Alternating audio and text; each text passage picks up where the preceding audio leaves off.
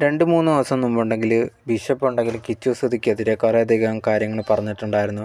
രേണുവിനെ ഉണ്ടെങ്കിൽ ഈ ഒരു കിച്ചു ഭയങ്കരമായിട്ട് ബുദ്ധിമുട്ടിക്കുന്നുണ്ട്. ഈ പറയുന്ന കിച്ചു വലിയ നല്ലവനോ കാര്യമൊന്നുമല്ല, ഞാനുണ്ടെങ്കിൽ എനിക്കറിയാവുന്ന കാര്യങ്ങളൊക്കെ തുറന്നു പറയും. ആ സമയത്തുണ്ടെങ്കിൽ ഈ കിച്ചുവിൻ്റെ ഈ നല്ല വ്യക്തി എന്നുള്ള ഒരു ഇമേജൊക്കെ മാറും.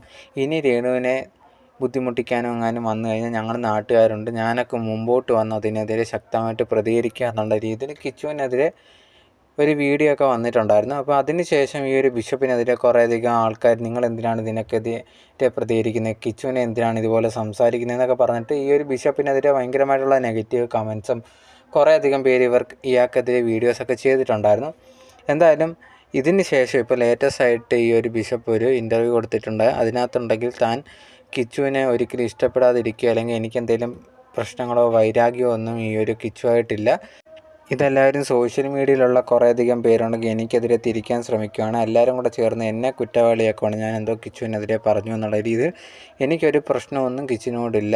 എന്നെ ഇതിൽ നിന്നൊന്ന് ഒഴിവാക്കി തന്നാൽ മതി. കുറേയധികം പേരെന്നെ വേട്ടയാടുന്നു എന്നുള്ള രീതിയിൽ ഈ ഒരു ബിഷപ്പ് പറഞ്ഞിട്ടുണ്ടായിരുന്നു.